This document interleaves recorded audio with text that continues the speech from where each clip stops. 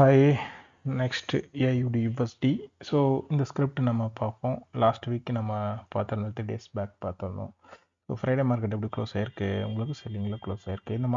இது லாங் டைமாக உங்களுக்கு இது வந்து பையிங்கில் இருக்குதுன்னு நான் சொன்னேன். மேபி ஒரு செல்லிங்கில் க்ளோஸ் ஆகி பையிங் ரேஞ்ச் வந்து ஃபார்ம் ஆகிட்டுருக்குன்னு சொன்னேன். ஸோ அந்த ரேஞ்ச் வந்து எகெயின் வந்து மார்க்கெட்டு இந்த ஹையை உடைக்க தான் ட்ரை பண்ணுது. ஸோ இந்த ஹையை உடைச்சிருக்கான், க்ளோஸும் மேலே வச்சுருக்கான். ஸோ மார்க்கெட் ஒரு ஸ்மால் கரெக்ஷனுக்கு வரும். அந்த கரெக்ஷன் பார்ப்போம். சப்போர்ட் 2 லெவலில் இருக்குது. எங்கே வருதுன்னு பார்த்துட்டு நம்ம எகெயின் பையிங் போகலான்னு சொன்னோம். ஸோ ஃபஸ்ட் லெவல் சப்போர்ட்டுக்கு மார்க்கெட்டு எகெயின் ஃபுல்லாக வந்திருக்கு. பார்ப்போம். இந்த சப்போர்ட்டை உடச்சா எகெயின் இந்த சப்போர்ட் தான் நமக்கு 65,600 to 66,000 இந்த ரேஞ்சு தான் நமக்கு எகெயின் வந்து ஒரு பையிங் சப்போர்ட்டு.